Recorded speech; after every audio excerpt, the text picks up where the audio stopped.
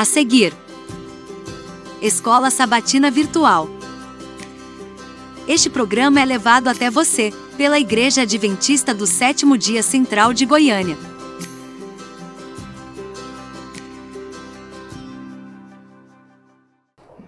Muito bem, um ótimo sábado a você. Acompanhou a nossa mensagem até agora, mensagem linda, poderosa do pastor Eric.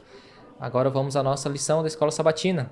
Já tem alguns sábados, estamos transmitindo aqui do estúdio e você é convidado a estar com a gente, tá bem? Pegue aí a sua lição, pegue a sua Bíblia, deixa ela do lado aí e fique prontos. Daqui a pouquinho a gente volta para começarmos a nossa lição.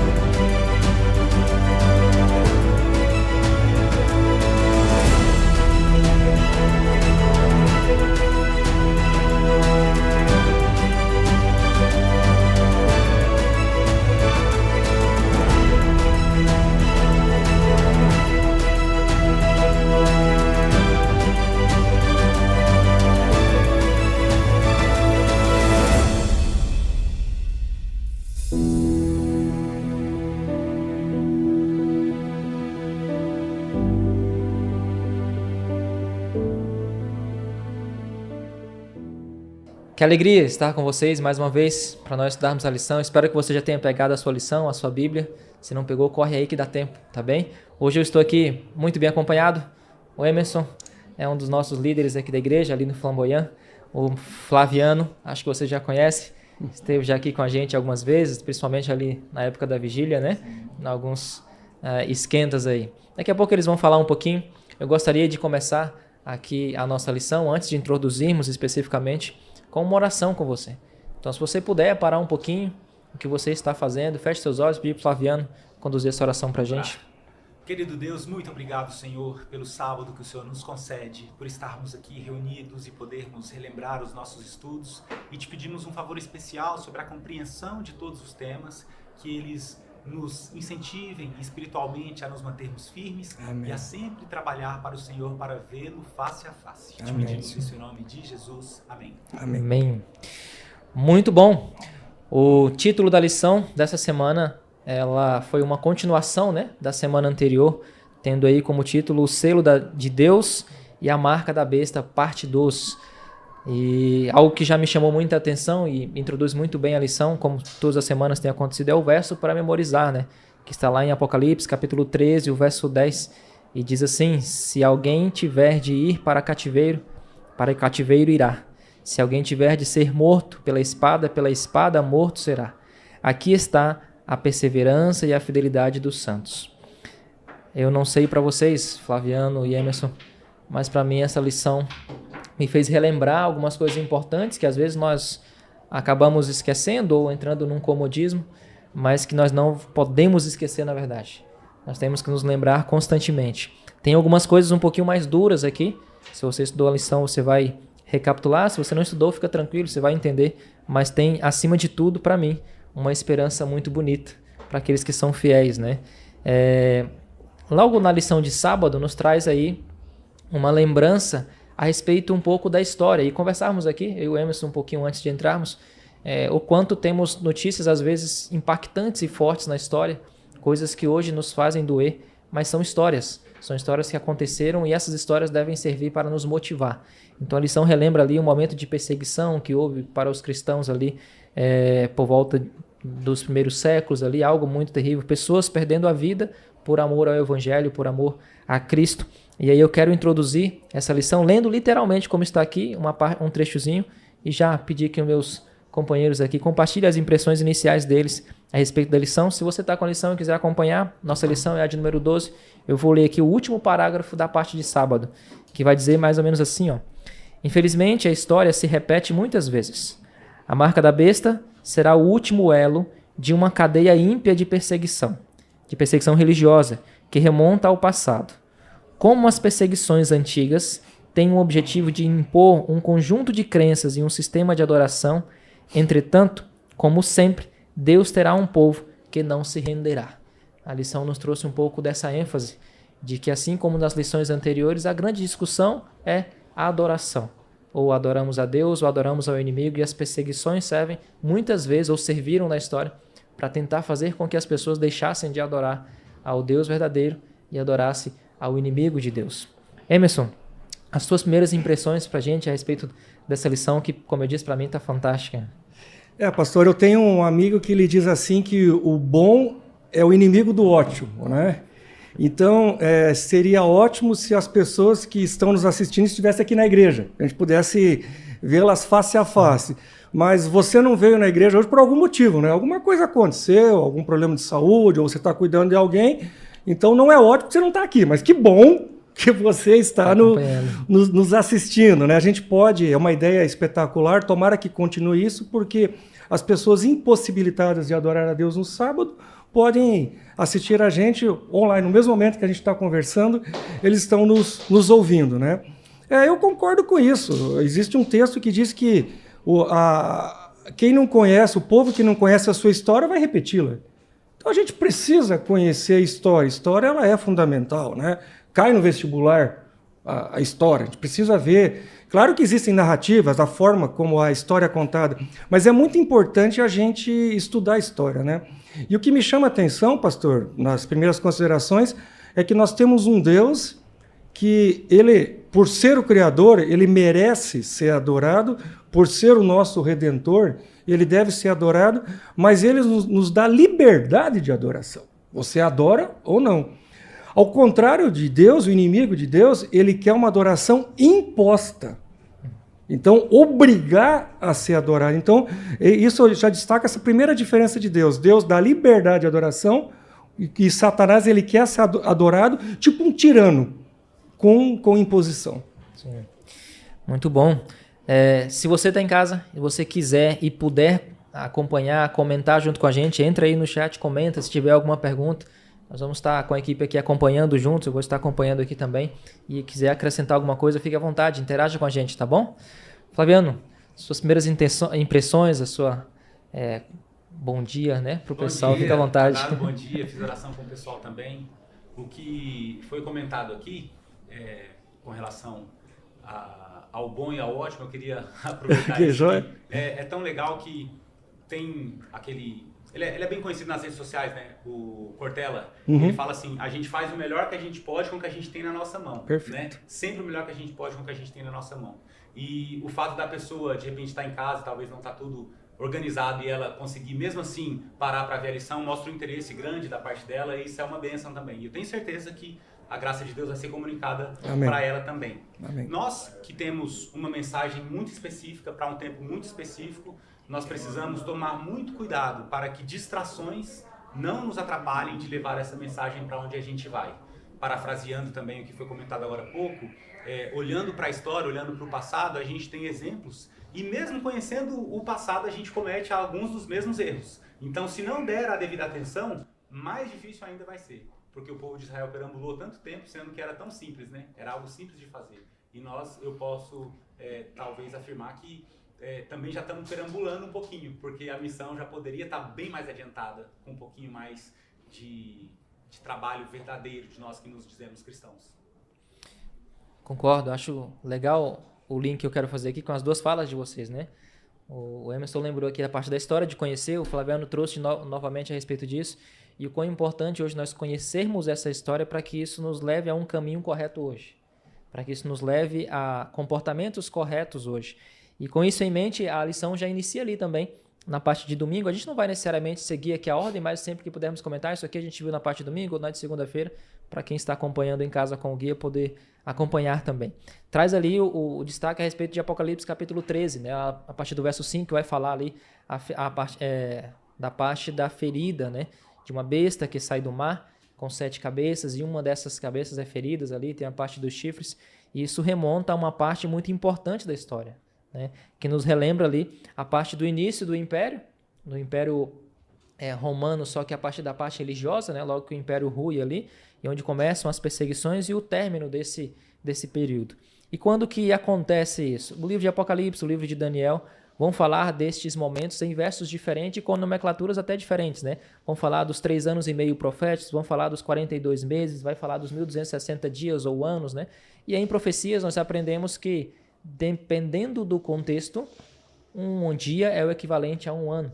E aí temos que tomar cuidado com algo também, que outro dia eu estava conversando com alguém, um dos nossos estudantes de uma das nossas classes bíblicas, Emerson, e esse alguém falou assim: pastor, então em profecia tudo que tiver dia lá vai ser anos. Tudo que está lá assim eu tenho que calcular que vai ser ano. Então não é bem por aí, precisamos cuidar com isso, porque senão a gente acaba também interpretando de uma forma errada, né? Então depende do contexto, daquilo que está sendo dito no capítulo, no contexto ali histórico e afim, nós entendemos que aquilo tem a ver com dia equivalente a ano. O livro de Números vai enfatizar um pouco sobre isso também. Dentro disso, o cálculo que nós fazemos a respeito da ferida mortal da besta, né, ali, é que nós precisamos entender assim, quando que começa? Porque para eu calcular alguma coisa, eu tenho que saber quando que começa aquele cálculo, né? E aí eu vou saber quando que termina. Hoje que nós já vivenciamos, nós sabemos o cálculo. João e Daniel, quando eles escrevem, isso ainda não tinha acontecido. Então, nós entendemos que Deus deu ali para eles uma revelação daquilo que iria acontecer. E essa contagem, ela começa quando os ostrogodos, né, eles são expulsos da Itália, lá no ano 538. E por que essa tribo? Porque era a última tribo resistente às perseguições, resistente ao império ali papal daquela época, né? E quando eles são expulsos, os últimos, crava ali um período de domínio completo deste império. E quando que termina? Isso vai terminar lá no ano de 1798, quando o último papa é preso ali, né? Já com Alexandre o Grande, né? Eles vão ter a prisão do papa e ali sela ali o final dessa profecia. Napoleão, obrigado. Napoleão, com seu exército ali, prende ali o último papa e aí termina a contagem ali. Emerson, comenta pra gente, por favor, qual a importância disso na tua visão, com aquilo que você foi vendo, qual a importância dessas informações, com base até naquilo que você introduziu, né? A importância de olharmos para a história e agora olharmos para o que estamos vivenciando hoje, o que esse período de história tem a ver com nós hoje. Então vamos lá, pastor.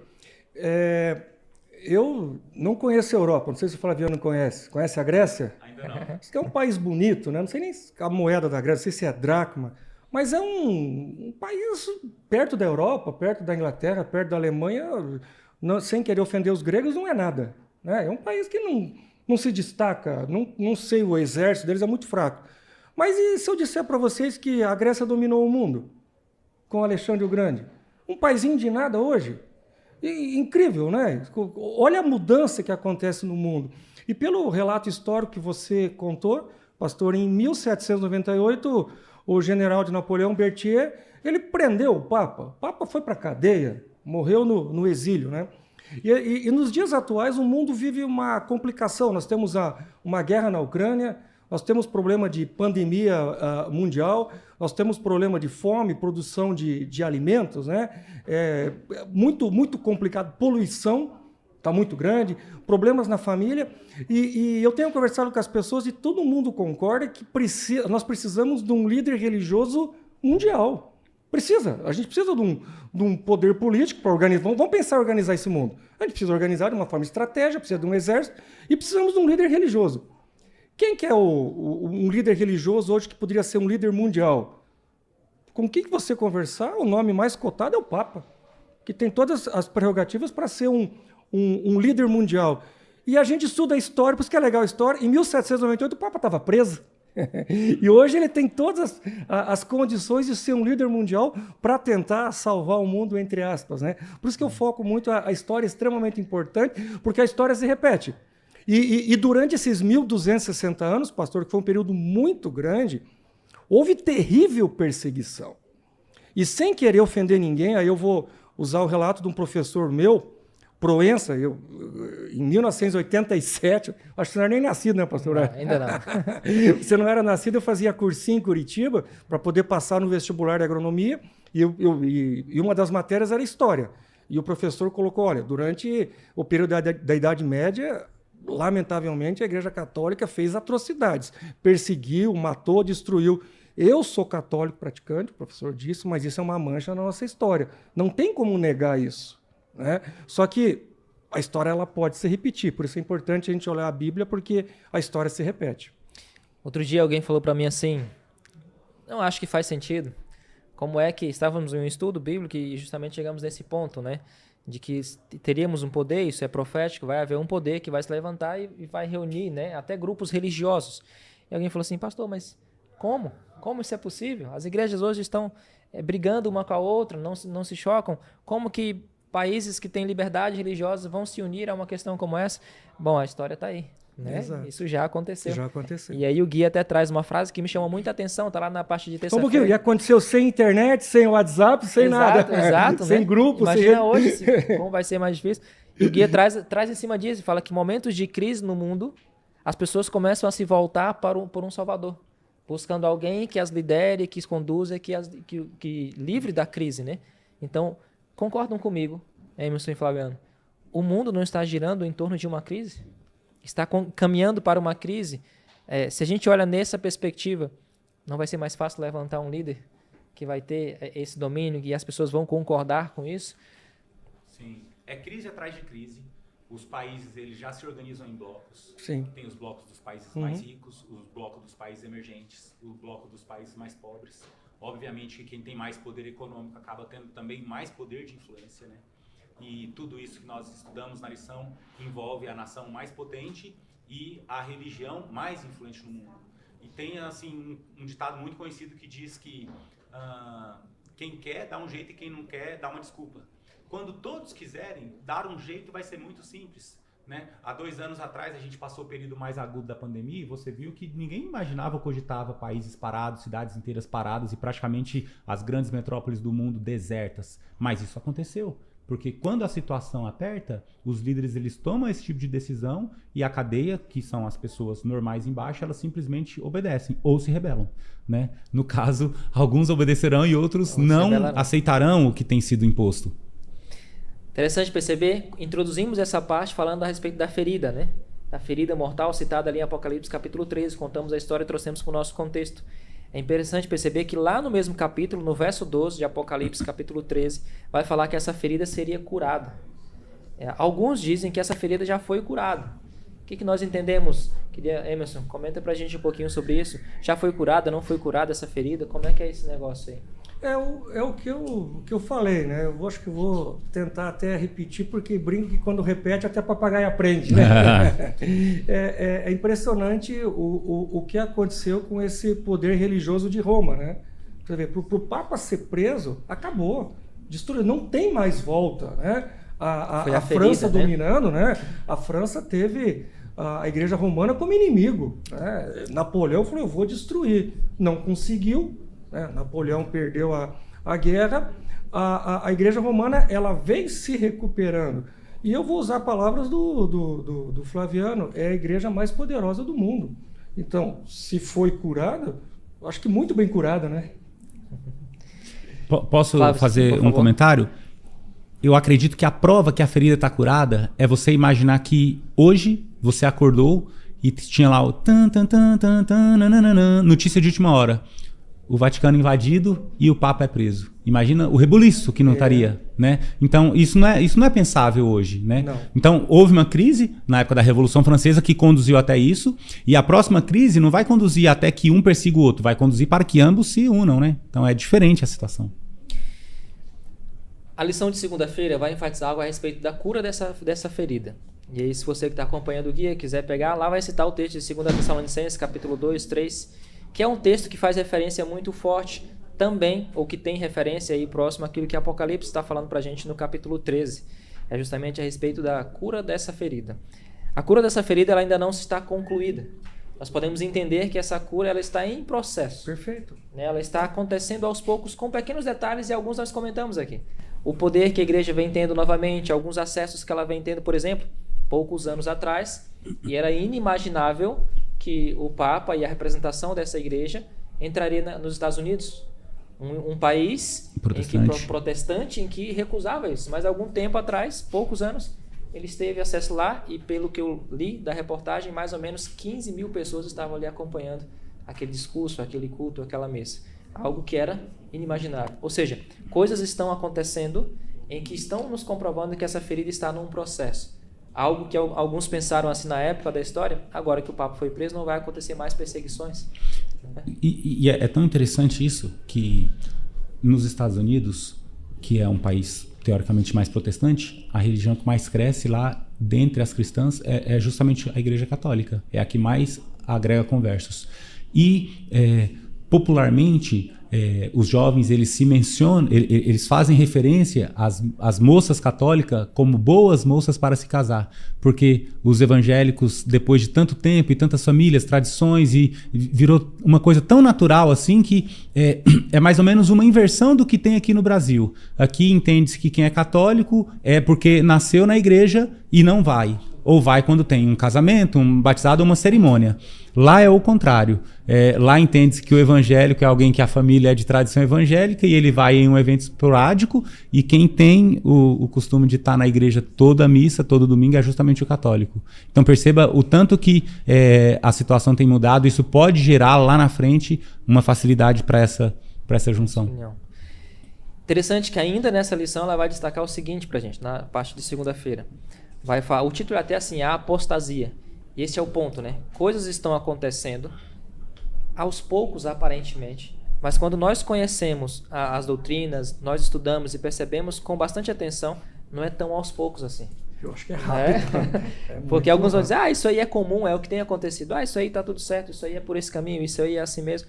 Mas nós sabemos que isso tudo são sinais. E aí eu quero ler um trecho aqui exato e depois pedir que os amigos comentem também a respeito disso. Se você está em casa com guia, vocês que estão aqui, estou na parte de segunda-feira, eu quero ler ali, deixa eu ver, 1, 2, a parte final do segundo parágrafo ali, após a pergunta, né? Onde ele vai dizer, as características distintivas em Daniel e Apocalipse revelam que o chifre pequeno, aquele chifre da ferida de Daniel 7, a besta de Apocalipse capítulo 13 e 14 e o homem da iniquidade de 2 Tessalonicenses 2 representam a mesma entidade. O texto de 2 Tessalonicenses, que é o enfatizado aqui, depois você pode ler com calma, ele vai falar que o fim não viria enquanto não se levantasse o homem da iniquidade.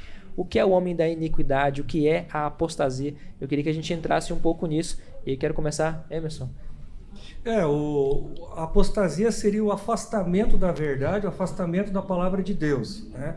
Então a Bíblia ela está extremamente acesso a todas as pessoas do mundo. Hoje pela internet você acessa a Bíblia, mas parece que as pessoas não têm mais interesse em estudar, né? Deus é bom, todas as religiões são boas, então as pessoas estão mais preocupadas em bondade do que em salvação. Se você for bom, você vai ter tua recompensa, teu galardão. Você é uma pessoa boa, você é honesto, parabéns. Mas eu acredito que a gente deve buscar a vida eterna. A Bíblia fala muito sobre vida eterna, sobre salvação. Esse é o objetivo, né? Existe um ditado que diz, todos os caminhos levam a Roma, né? Eu estava no Flamboyant, acho que foi sábado passado, comentando na lição, e eu disse essa frase, né? Todos os caminhos levam a Roma. E um irmão da igreja ele respondeu o seguinte, mas Roma não é nosso destino final. Nós não queremos ir para Roma, nós queremos ir para a nova Canaã Celestial. Então a gente precisa dessa informação. A humanidade, pastor e Flaviano, ela não está perdida, ela está desinformada. Precisa da informação da salvação, precisa ter o interesse da salvação. Deus usa pessoas para salvação. Quem está de trás de toda a maldade do engano é Satanás. E, lamentavelmente, ele também usa pessoas para enganar. Ele usa instituições para enganar. A minha vida está muito boa, sabe? Para me incomodar, eu comprei um bug para poder reformar.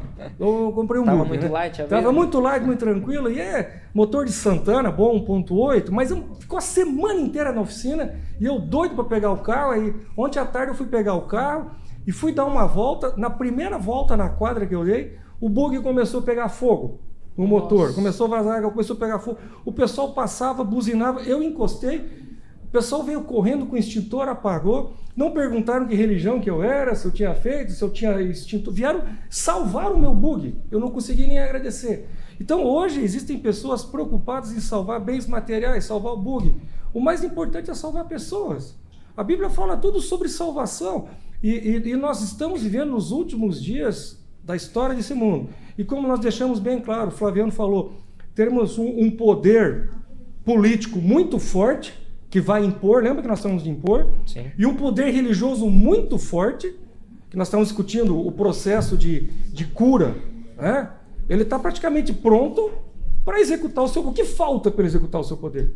Uma crise, quer dizer, precisa de uma crise maior para implantar o seu poder? Precisa vir uma coisa mais trágica que uma pandemia, mais trágica que uma guerra da Ucrânia?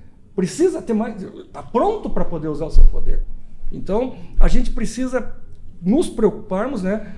Já vou para o final da lição, mas a gente precisa buscar a salvação, perseverar, né? E se manter salvo. São as duas coisas, buscar e se manter, porque nós estamos vivendo nos últimos dias. Com certeza. Os textos que eu citei aqui, que a lição traz, né? Daniel, Apocalipse, eles fazem referência, o apóstolo João, quando ele está escrevendo, Paulo, quando está escrevendo Tessalonicenses, eles fazem referência tudo a um poder que se refere ao papado. E aí, claro, não vamos ter tempo de entrar em detalhes a respeito disso, mas te convido até a se aprofundar um pouco. Se você não estudou a lição, se aprofunda um pouquinho lá, você vai perceber que é algo muito importante nós conhecermos e sabermos. Mas dentro destes poderes, Flaviano, ele vai ter um destaque a respeito de algo que vai acontecer, ou que está já acontecendo, como nós referimos aqui, e tem a ver justamente com isso que o Emerson estava colocando, a apostasia, as preocupações das pessoas, elas estão mais preocupadas com o quê? E tem deixado de lado algumas coisas. Com base em quê? A lição traz um pouco da questão das tradições, né? Deixa-se de lado as doutrinas bíblicas, aquilo que a Bíblia fala, ou assim diz o Senhor, e passa a se acreditar muito mais em tradições. Traz pra gente, Flaviano, algo a respeito disso, o que você meditou, refletiu? Existe uma verdade que ela acompanha os seguidores de Cristo desde que a humanidade foi criada. Durante um período da história, o povo de Israel, ele deteve isso, né? E Deus tinha uma missão muito especial para eles, né? Deus fala para Abraão que em ti serão benditas todas as nações da terra, né? Isso se cumpre de duas maneiras, com Israel de fato sendo bênção e também pela situação do Messias que viria através de Israel. Após isso, Jesus ele deixa o legado para os discípulos começam a criar uma situação que favorece não uma religião em si, mas de fato um povo e pessoas que têm essa identidade, né? E em um dado momento isso se perde por uma junção de política e religião.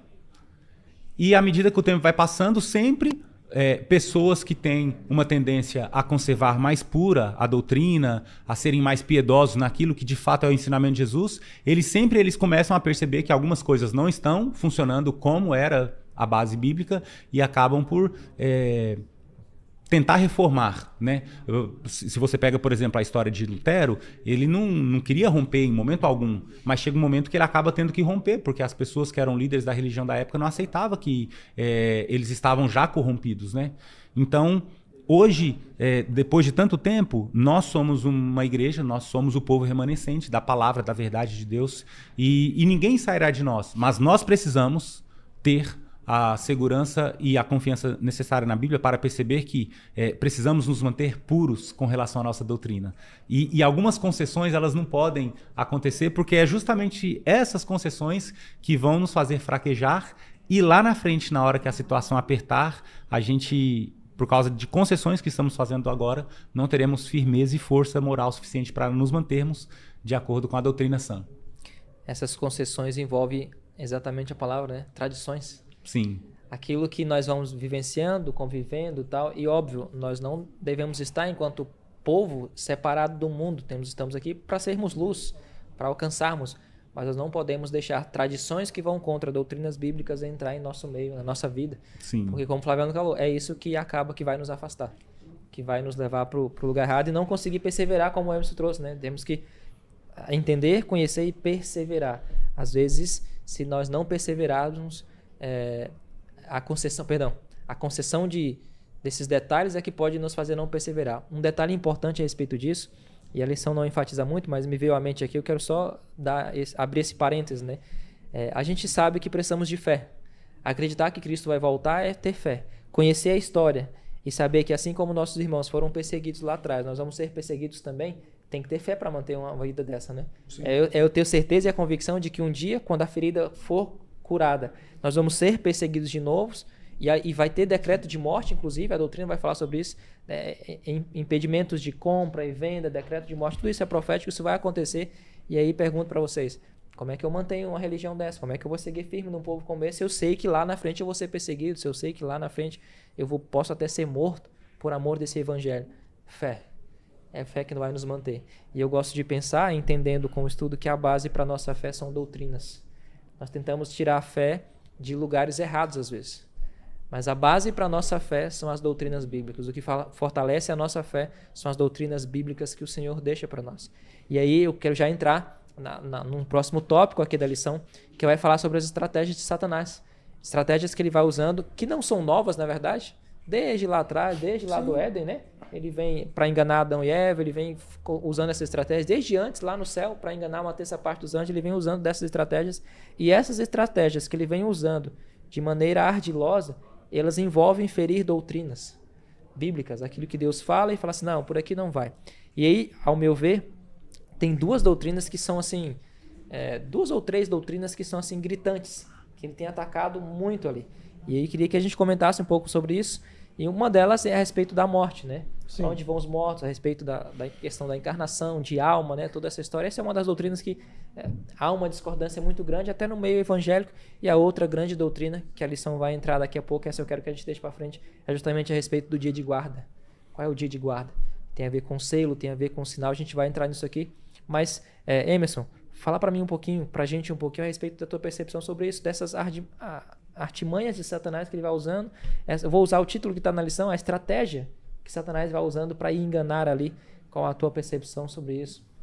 O Flaviano comentou que existem muitas igrejas, né, e muitas brigadas uma com a outra. Há uma discussão entre irmãos, eles fundam uma outra igreja, né? Isso aqui renovada e tal. Acontece muita coisa nesse sentido.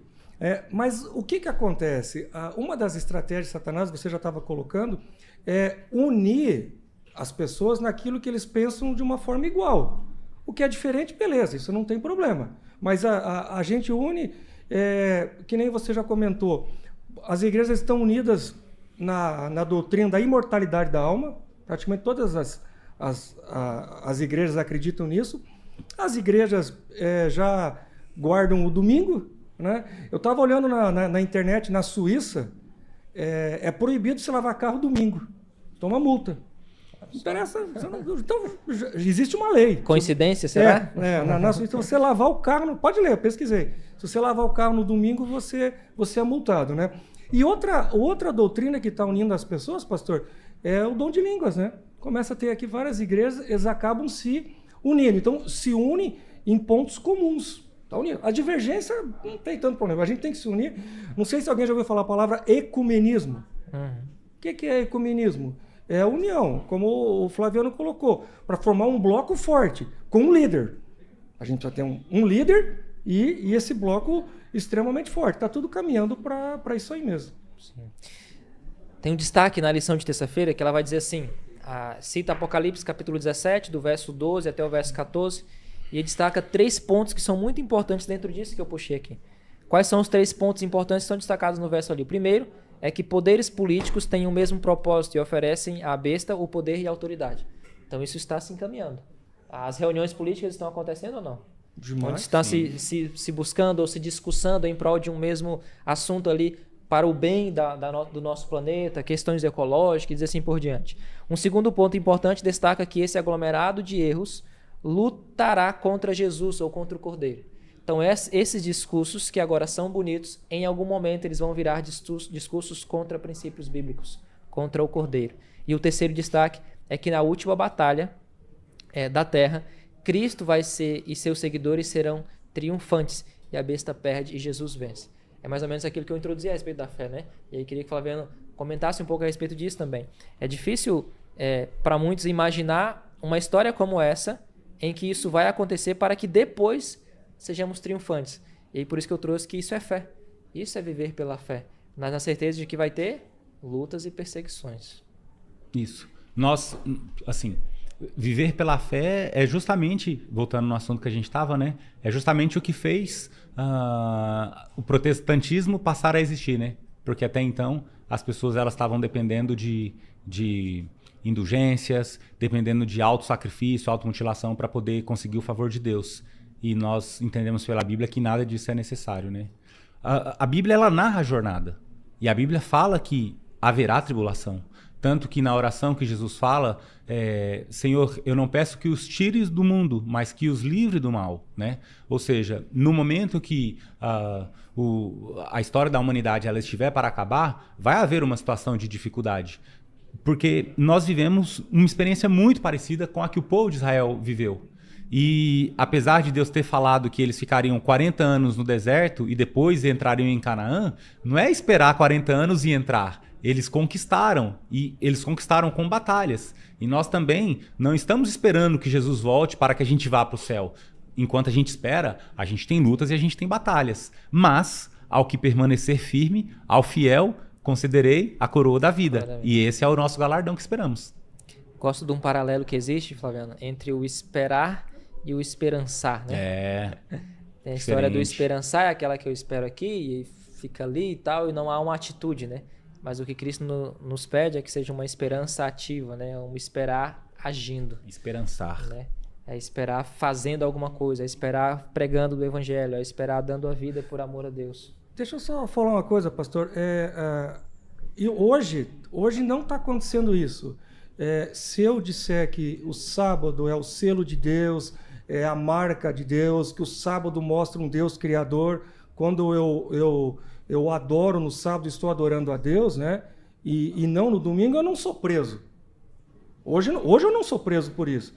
Mas se eu começar a falar que o casamento é só entre um homem e uma mulher, eu posso ser preso. Se eu começar a falar que só existe macho e fêmea, homem e mulher, eu tenho que ter cuidado, porque eu posso ser preso com um negócio desse. Então a gente precisa amar todas as pessoas, demonstrar amor, né? Todos foram criados por Deus, existe salvação para todo mundo, mas então está perto de acontecer isso aí. Né? E você disse, fé, qual a vantagem de eu seguir uma doutrina que eu vou ser perseguido amanhã? Boa pergunta. O que eu ganho seguindo uma doutrina que eu vou ser perseguido? Se eu não for hoje, né? Hoje ou amanhã eu vou ser perseguido. É que Apocalipse, você leu Apocalipse 17, 12 a 14, fala que no final esses serão os vencedores. Eu quero estar do lado vencedor. Eu já conto o fim. Apocalipse fala o fim. Né? Parece que não tem como vencer, mas serão os vencedores. É remanescente, é resto. Nunca o povo de Deus foi maioria. Nunca foi. Aqui a voz do povo é a voz de Deus, você tem que prestar atenção. Cuidado. Cuidado com esses ditados. Assim. Tem muitos ditados que são verdadeiros, mas outros que você tem que analisar um pouco, pensar. Né? Então, que bom que Deus ele faz um esforço pela nossa salvação. A mensagem ela tem que chegar a todos. Deus, volta a frisar, Deus deu a liberdade, não força ninguém, diferente do poder inimigo de Deus, que vai impor, vai forçar, não interessa. Eu quero ser adorado, ponto, acabou. Eu vou sentar no trono de Deus, você vai me adorar, custe o que custar.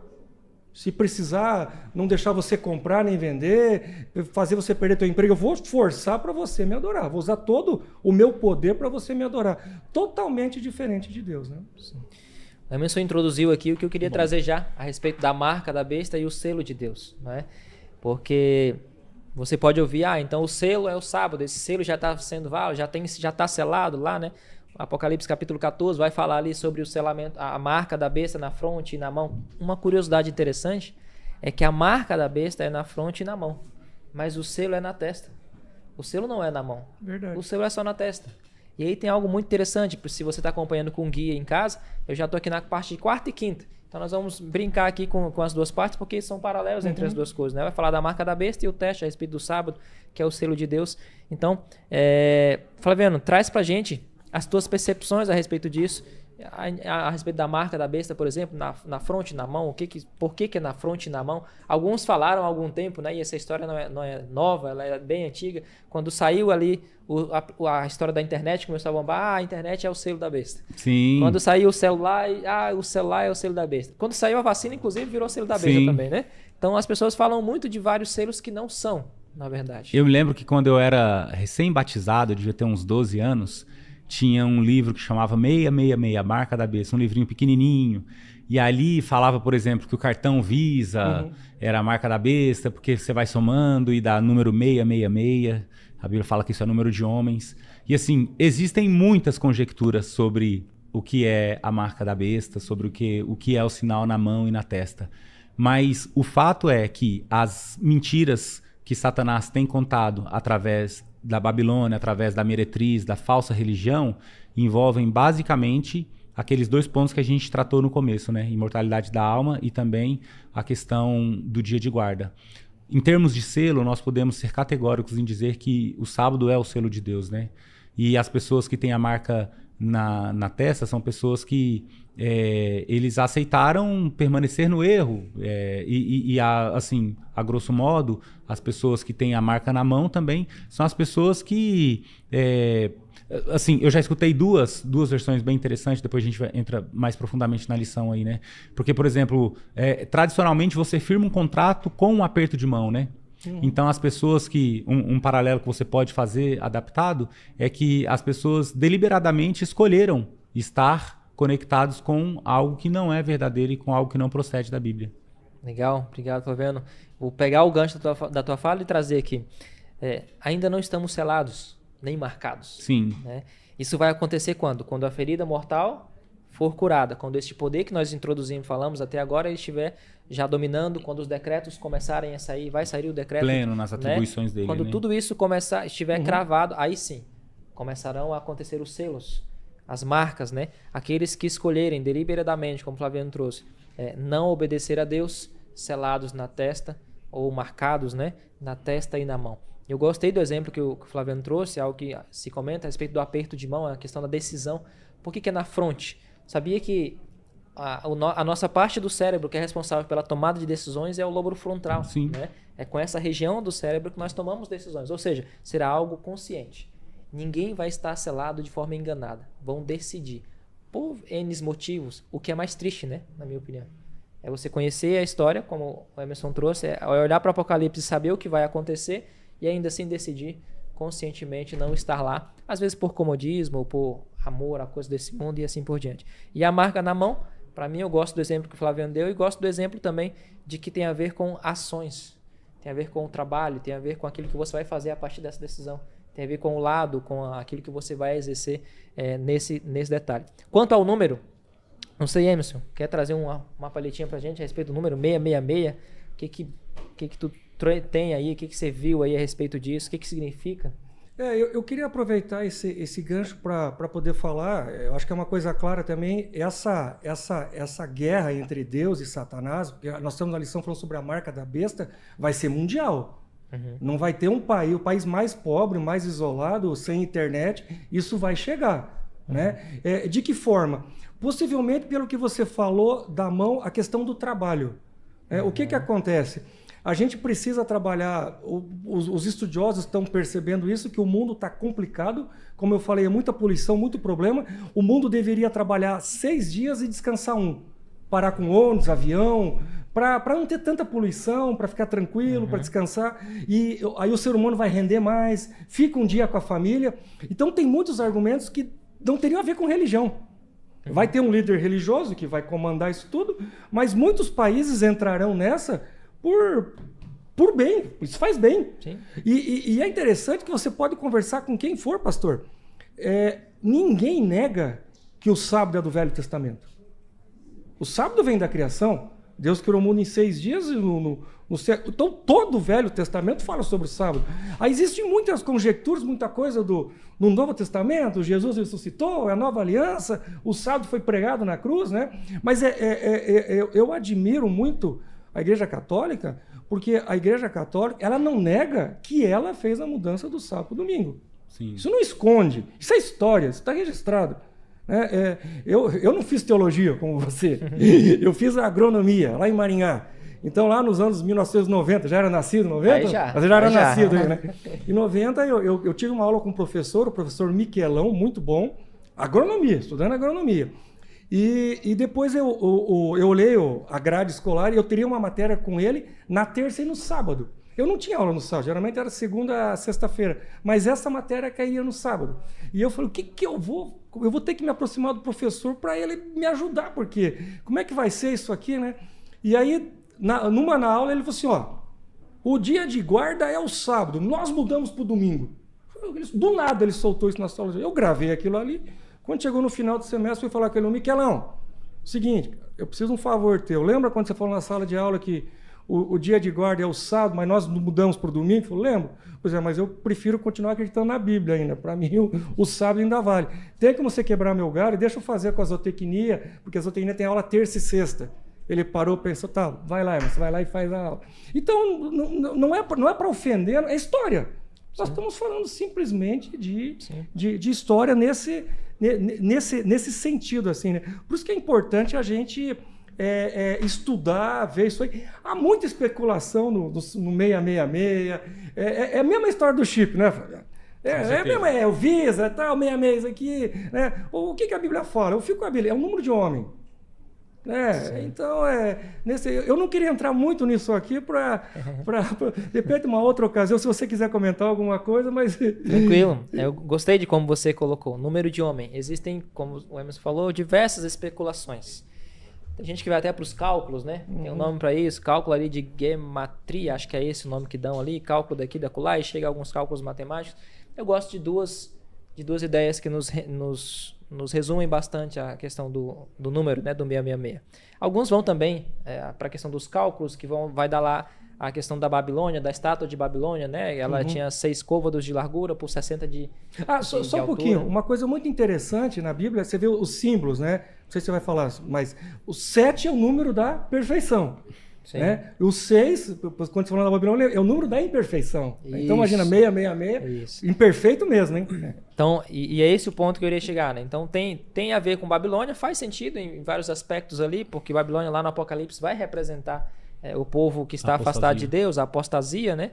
Mas eu gosto da ideia do ser número de homem, porque quando você vai para a criação, e eu gosto dessa referência, o professor até Dornelles deu aula para a gente a respeito de Apocalipse, ele traz essa ideia, eu acho muito legal, muito interessante, que tem a ver ali com 6 dias, trabalharás e farás toda a tua obra. São 6 dias para o homem, número de homem. Mas o 7º dia é o sábado do Senhor. O Apocalipse é um livro que tem paralelos. Vários pontos têm paralelos um com o outro, em vários aspectos, em vários sentidos. Aqui no selo também. O selo de Deus e a marca da besta são coisas paralelas. Então, o número que é de homem nos lembra que as tradições humanas, elas estão, em certo sentido, como o Emerson trouxe, se sobrepondo àquilo que é de Deus, aquilo que é sagrado, aquilo que é da Bíblia. Eu vou usar a frase que eu usou, eu prefiro ir pela Bíblia. Mas muitos estão escolhendo ir pela tradição. De maneira resumida, nesse exemplo que a gente está colocando aqui, 666 representa aqueles que preferem ir pela tradição, aqueles que preferem deixar as doutrinas bíblicas para desobedecer a Deus. E aí envolve doutrinas, como a gente foi comentando aqui. E aí a lição até traz um pouco daquilo que o seu professor colocou, né? A lição traz a informação aí, a Igreja Romana, lá na parte de quarta-feira, fala sobre isso, né? Afirma que domingo é a marca de sua autoridade eclesiástica. Claro que a Igreja Católica afirma que a mudança foi o ato dela. E o ato é uma marca de seu poder e autoridade eclesiástica em questões religiosas. Não somos nós que estamos falando. É verdade. A história está aí. Se você pega, por exemplo, o credo também católico, você vai perceber lá, que na parte do credo está lá, não vou lembrar exatamente as palavras, mas está guardar domingos e festas, né? Algo nesse sentido ali, que vai exatamente contra aquilo que a Bíblia está trazendo para a gente. Flaviano, algo a comentar sobre isso? Número 666, a gente falou sobre as possibilidades dele e o que pode ser, embora não exista um consenso religioso que bata o martelo e que fala é isso ou é aquilo, né? O que nós temos que ter o devido cuidado é que, com certeza, é o que está em oposição à nossa causa, em oposição àquilo que a gente segue, àquilo que a gente escolheu para ser razão da nossa fé. Então, lá no início, quando a gente falou sobre a questão da doutrina, sobre a questão de como o Satanás ele é ardiloso em propor situações que nos afastem de Deus, mesmo que sejam paulatinamente, coisinha pequena, eu acredito que a afronta que acontece nesse momento da história é algo muito maior, algo muito mais assim, perceptível, e aqueles que tiverem a sensibilidade espiritual necessária para perceber, eles precisam também ter a força necessária para se opor. Porque uma coisa é seguir a Deus hoje, que existe liberdade para que a gente faça o que a gente bem queira, para que a gente vá na igreja na hora que a gente queira e para que a gente conduza a nossa vida religiosa da melhor maneira possível. Só que o confronto é que quando essas coisas que a gente está lendo aí nesse finalzinho de quarta e quinta da lição acontecer, aí não vai ter mais essa possibilidade. Aí a gente vai se basear de fato pela fé, que foi outra palavra muito citada aqui no nosso estudo, né? Então, hoje eu entendo e compreendo, mas é somente a fé que vai me fazer me agarrar a isso, porque na hora que a escolha determinar a minha morte física ou algum tipo de punição, é que eu de fato serei provado no fogo para poder dar uma resposta digna para Deus. Aí que aperta, né? Deixa eu falar uma coisa com vocês. Eu sou mais velho aqui, né? Então, vocês vão passar o que eu já passei, né? Isso é legal. Então, eu tenho meus amigos de faculdade de 30 anos, né? Eu formei em 92, nós estamos 31 anos formados. Então, a gente mantém contato. Então, alguns têm... Eu tenho 2 filhas. A tua filha tem quantos anos? 7. 7. As minhas estão com 25, né? Então, é legal você olhar para a história, você olhar para poucos anos atrás, como que antigamente era um namoro. É diferente. Como que é o namoro hoje, né? E aí, esse meu colega, ele casou com uma psicóloga no tempo ele já namorava no tempo da faculdade, ele casou. E o filho dele está fazendo agronomia também. Nós conversando esses dias, ele falou assim: Emerson, minha mulher falava assim, meu filho não vai trazer namorada para dentro de casa. Meu filho tá dormindo com a namorada no quarto agora, que daí, né? Eu falei, Santinho, faz alguma coisa, é a tua casa, amigo meu, parceirão, né? Ele falou, não dá não.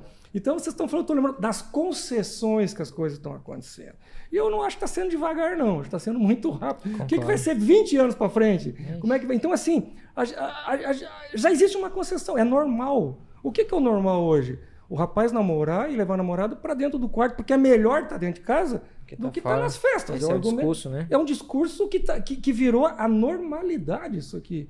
Eu não quero ofender ninguém, não estou falando, mas a gente precisa voltar para os princípios, né? Não fazer concessão, né? A gente tem que ter a fé e praticar para que nós possamos ser vitoriosos, né? Sim. Vou voltar à frase das concessões que o Flaviano trouxe, o Emerson lembrou agora, né? Pequenas concessões, acho que foi essa frase que o Flaviano usou, vão acabar nos levando a um caminho que não vamos conseguir ter a fé e sermos provados pelo fogo. Porque o que é importante nós sabermos a respeito disso agora? Por que isso é muito importante? Por que eu tenho que saber? Porque agora, como o Flaviano trouxe, está fácil decidir. Está fácil eu vir aqui falar que eu guardo o sábado, está fácil, porque ainda não tem perseguições. Mas se nós não nos fortalecermos agora, um dia não vai ser tão simples assim. Então, se a minha fé não estiver sendo organizada agora, se eu não estiver firme nos princípios, se eu não tivesse convicto de que namorar dentro de casa não vai dar certo... Adianta guardar o sábado e o que a Bíblia fala? Aquele que guarda toda a lei, tropeça num só ponto, torna-se claro culpado. que estamos brincando, fazendo um paralelo com uma das questões aqui, mas são princípios a serem guardados. A importância que é a respeito do sábado, aí eu volto em como eu introduzi a parte de quarta e quinta, lembrando que o selo de Deus é na testa e a marca é na fronte e na mão. Por que é na fronte e na mão e por que o selo é só na testa? A lição traz a respeito disso. Eu quero ler uma frase bem pequena que está exatamente assim, ó. Jesus respeita, lá na parte de quinta-feira, Jesus respeita a nossa liberdade de escolha. Então, por que o selo de Deus é só na testa? Porque ele dá o conhecimento, nos faz aprender a respeito e nos deixa decidir o que nós queremos fazer. Ao contrário da marca da besta, que é na mão, envolve aquilo que o Emerson trouxe, que é a respeito da imposição. Vai ser imposto em algum momento com diversas sanções que vão ser feitas, tentando obrigar as pessoas a seguir aquilo, e muitos vão ceder, até acreditando que aquele é o melhor caminho, que aquele é o caminho mais correto. Agora, Flávio, traz pra gente aquilo que você entendeu, aquilo que você absorveu a respeito dessa questão do sábado. Por que o sábado é o selo? O que isso tudo tem a ver com obediência, com doutrina? Qual a importância? Por que não o domingo, se é para guardar, eu posso guardar qualquer dia, o domingo ou outro, como outras pessoas dizem. Como que o sábado entra nessa questão de selo? É um assunto difícil de colocar de maneira simples, né? Mas na minha compreensão, baseado na lição e na minha história de ler sobre o assunto e de vivenciar isso na nossa igreja, para mim tem relação no seguinte ponto. Todas as doutrinas que a Bíblia nos apresenta, basicamente a única que foi mudada numa carteirada é o sábado, né? Todas as outras... de certa maneira você até consegue racionalmente entender que o tempo passou, uma coisa ou outra meio que se adaptou, mas não existe na nossa tradição outro ponto que tenha tido uma ruptura tão forte quanto esse, né? Porque os nossos primeiros pais, os cristãos, eles também adoravam no sábado, né? E quando igreja e Estado se juntam, faz essa manobra, né? Usando uma palavra assim até brasileira recente, né? Uma pedalada para poder ajustar isso aí e ficar como é hoje, né? E as igrejas que se afastaram de Roma, elas continuaram carregando, porque embora elas tenham feito um trabalho muito importante pro que é o cristianismo hoje, nem sempre quando você faz uma ruptura você consegue vencer todos os pontos. Existem pontos que talvez na época eles são compreendidos como assuntos mais importantes, assuntos estruturais que são prioridades, né? E por isso que a reforma ela nunca acaba. A reforma ela sempre acontece. E aí você, depois do grande desapontamento, os primeiros cristãos também ainda não tinham o sábado como uma verdade absoluta. E Deus vai jogando luz, né? E hoje nós temos aquilo que é considerado e que nós chamamos de a verdade para o nosso tempo, a verdade presente. E ela engloba o sábado.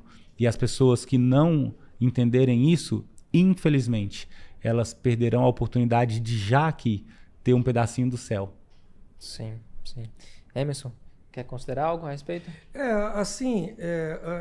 A lei de Deus é interessante, né? É curta e grossa, né? Não matarás, não adulterarás, não dirás falso testemunho.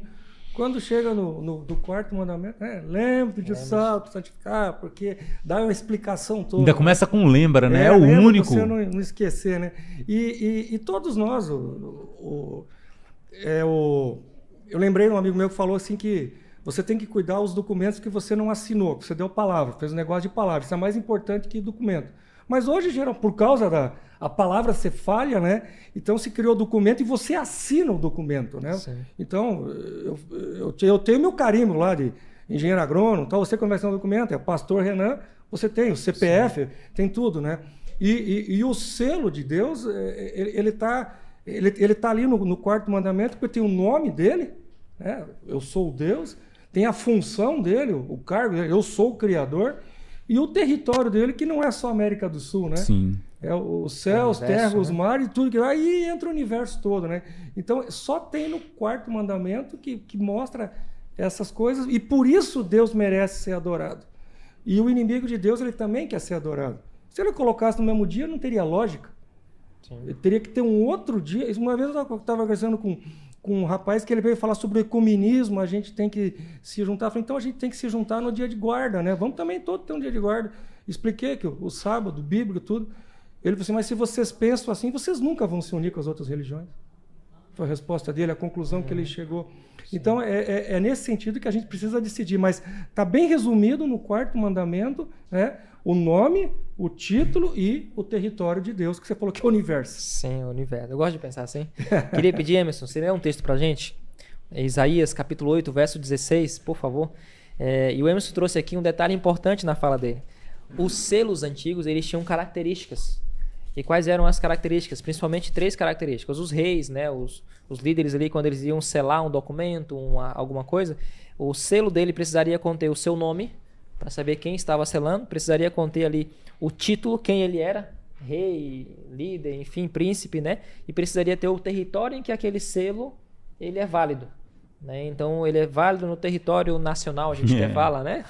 Então o selo tinha essas 3 características. E como o Emerson trouxe, o sábado é o mandamento que tem essas 3 características dentro dele. Fala quem é o Deus, fala quem ele é, que é o nosso Deus, o Criador, fala o território dele, a gente brincou, o universo, e fala também o status, o título, quem é Deus para nós. Ele fala, é o Senhor teu Deus. Enfim, então por isso, esse é um dos pontos em que nós entendemos que o sábado é o selo de Deus. Agora o texto que eu pedi para o Emerson ler para a gente, se você quiser acompanhar em casa, Isaías capítulo 8, verso 16, olhe com bastante atenção o detalhe do que esses versos falam para a gente. Resguarda o testemunho, sela a lei no coração dos meus discípulos. Resguarda o testemunho. O que é o testemunho? É aquilo que eu falo a respeito de Deus, de Cristo, né? E sela a lei. Olha o jogo de palavras. Selo, lei, tudo a ver com o que nós estamos falando ou não? Os servos de Deus serão selados. E qual é a base desse selamento? Os mandamentos, a lei de Deus. Dentro dos mandamentos, o que representa o selo? Com a explicação que nós já demos, você já entendeu. O sábado. Por isso nós reconhecemos o sábado como o selo de Deus. Por isso, tem outros textos que vão enfatizar a importância do sábado como o sinal da aliança entre Deus e seu povo, em vários aspectos ali. O sábado como sendo eterno, porque os sinais da aliança são algo que perdura. Tem um texto de Isaías que vai nos lembrar que no céu nós adoraremos a Deus de um sábado a outro sábado. Ou seja, a perpetuidade deste selo. Mas vai chegar um momento em que nós seremos perseguidos e mortos por conta deste selo. Não é assim? Flaviano, traz pra gente, quem sabe, as últimas considerações, a gente ir para os finalmente, e aquilo que você foi percebendo a respeito da lição, aquilo que foi te chamando a atenção a respeito disso. Depois quero ouvir o Emerson, e aí a gente vai concluindo aqui. Apocalipse 12 diz, né? Aqui está a perseverança dos santos, daqueles que guardam os mandamentos de Deus e a fé em Jesus. Nós temos na comunidade evangélica hoje muitas pessoas que têm a fé em Jesus e são pessoas verdadeiras, pessoas que amam Jesus e que fazem parte do povo dele. Mas algumas dessas pessoas ainda não entenderam sobre os mandamentos, né? Por outro lado, nós temos também, poderia-se dizer em nossa denominação e em outras também, que existem outras igrejas sabatistas, nós somos a maior, né? Sim. Que eles têm eles têm os mandamentos de Deus, mas se apegaram só nisso. E do mesmo jeito que a lei e a graça elas se complementam, a fé em Jesus e a lei, ela também se complementam. As pessoas que se agarram somente à lei vão perder o céu da mesma maneira que as pessoas que se agarraram à palavra de Jesus, mas não escutaram o que ele falou, porque a Bíblia é muito clara. Jesus diz: eu sou o caminho, a verdade e a vida, ninguém vai ao Pai se não for por mim. Por outro lado, ele diz que se me amares, guardareis os meus mandamentos. Então, enquanto a pessoa fala que ama Jesus, mas não guarda os mandamentos dela, ainda não existe uma verdade perfeita nessa argumentação. E nós possuímos, em termos doutrinários, tanto a lei quanto o testemunho de Jesus Cristo. E que a gente possa se apegar aos dois para que a gente seja exemplo para o mundo evangélico. Amém. Amém. Emerson. Bom, pastor, obrigado pelo convite de estar aqui, né? Embora a gente não possa ver as pessoas que estão nos assistindo, mas acho que foi interessante, né? Eu queria destacar uma coisa, né? Deus sabe todas as coisas. E ele se preocupando com a gente, você vê lá com João, né? Se preocupando com a gente nos últimos dias. Pô, João, escreve Apocalipse, né? Meio em código para você estudar, para você entender, né? Dia, ano que a gente viu, 1260 anos, né? E é interessante que Deus declarou o sinal, né? Ele falou o final: o Cordeiro, né, e seus seguidores serão vitoriosos. E como o Flaviano colocou, também quero ressaltar, existe uma verdade, tem várias igrejas, mas Deus tem seu povo em todas as igrejas. E eu acredito, viu, Flaviano, que em todas as igrejas tem pessoas que seguem toda a verdade. Eu acredito. Sim. Que seguem os 10 mandamentos, estão lá. E por que elas não saem? Porque quem vai falar para aquelas pessoas da igreja?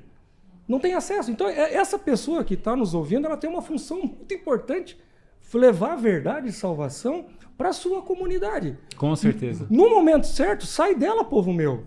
Não é a hora de sair ainda. Fica lá falando, dá todo o recado, fala a verdade, prega. Tá, a gente sabe, a gente tem história, nós temos relatos de pessoas que estão pregando a verdade em todas as igrejas. Que o Espírito Santo esteja com ela, que Deus abençoe, para que possa ser vitorioso e a gente se encontrar no céu. E essas dificuldades, pastor, depois nós vamos dar risada. Isso tudo sem dúvida. Passar um aperto lá, perseguir, tiver que sair correndo. Porque quando você está é que nem na faculdade, comia arroz, feijão, ovo frito lá, e hoje come bem melhor e você olha para trás e não olha triste, né? Sim, não. Foi complicado. Claro que foi complicado, mas venceu. A gente vai passar por isso, né?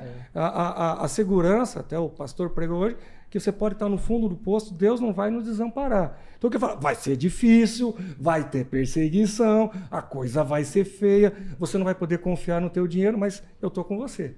No final a gente vence. E essa é a mensagem final. Amém. Gosto do livro de Apocalipse pela seguinte questão. Eu vi uma historinha algum tempo atrás, talvez você já conheça, mas acho que ela resume bem. Diz que um pai deu ao seu filho um gibi, história em quadrinho. E ele não conhecia aquela história, era um menino que estava começando a ler as historinhas em quadrinho, não tinha muita noção de como funcionava. E aí ele começou a ler, e toda história em quadrinho de super-herói, o que acontece com o herói no começo? Ele apanha, né? Ele só se dá mal. E ele começou a ficar chateado com aquilo, Emerson. E aí ele, muito curioso, pegou e foi lá pro final. final do gibi. E o que acontece em toda a história de herói? No final, o herói vira o jogo, isso dá bem. E ele começou a ler e dar risadas. E dá risadas, dava risada. E de repente o pai ouviu, chegou lá no quarto. Falou, o que você tá achando tão engraçado aí nesse gibi? Eu não achei que era tão engraçado. E aí o menino fala, é porque o vilão tá se achando bom aqui. Mas ele não sabe o que vai acontecer no final. Eu sei o que vai acontecer no final. E ele dava risada. Claro que é uma alegoria, mas gosto de olhar para o livro de Apocalipse mais ou menos assim, pegando o gancho que o Emerson colocou. Nós vamos sofrer, vai ter decreto de morte. Se estivermos vivos até lá, e eu acredito que será em nossa geração ainda, um poder vai se levantar, conduzido pelo inimigo, e vai nos fazer perseguições, vai nos tirar liberdades, mas nós seremos livres na palavra e na verdade de Deus, daquilo que Ele nos mostrou, porque Deus vai nos dar o poder de escolha, como nós escolhemos aqui. Nós não vamos ser obrigados a servir a Deus e mantermos firmes, mas aqueles que escolherem deliberadamente estarem firmes nos caminhos de Deus, em algum momento receberão a recompensa. E Deus promete também que mesmo neste momento, anjos estarão nos protegendo Amém. E cuidando de nós. Vai ser difícil? Vai. Mas nós não vamos perder a certeza e a convicção de que Deus está conosco. Amém. Eu acho lindo isso. Eu admito que há algum tempo atrás eu tenho orado a Deus, Senhor, me fortalece, porque eu tenho medo deste momento. Admito para vocês que eu tenho medo da perseguição. Eu não sei como vai estar a minha fé até lá. Então eu tenho clamado a Deus a partir desse momento, Senhor, fortalece a minha fé, as minhas convicções em Ti, a minha confiança, a minha certeza de que o Senhor vai estar lá. E como é que nós fortalecemos a fé? Eu quero te fazer um convite, você que está nos acompanhando, você que em algum momento vai assistir também essa lição. Se você não tem o guia da lição, procure, compre, ou tem aplicativos também que você pode conseguir. Não perca esse estudo, porque conhecer partes como essa, histórias como essa, são extremamente importantes para que nós estejamos firmes nos caminhos de Deus e não sejamos pegos obedecendo tradições ao invés da palavra do Senhor. Então procura estar junto. Estamos terminando mais ou menos essa lição. A lição da semana que vem vai ser a última desse trimestre, vai ser linda também. E você já pode começar a pensar em adquirir a próxima lição, que vai ser também fantástica. A minha já chegou, eu tenho assinatura, já chegou lá em casa e eu já vi ali rápido que vai ser linda também. Então se organize para ter o guia e para estudar mais sobre a palavra de Deus. Que o Senhor te abençoe muito. Nós nos vemos aqui na transmissão do sábado que vem, a transmissão do culto às 9 horas e depois a transmissão aqui da Escola Sabatina. Que Deus te abençoe, que você tenha um restante de sábado proveitoso na companhia do Senhor e dos seus familiares e amigos também. Fiquem com Deus, um abraço. Amém. Amém.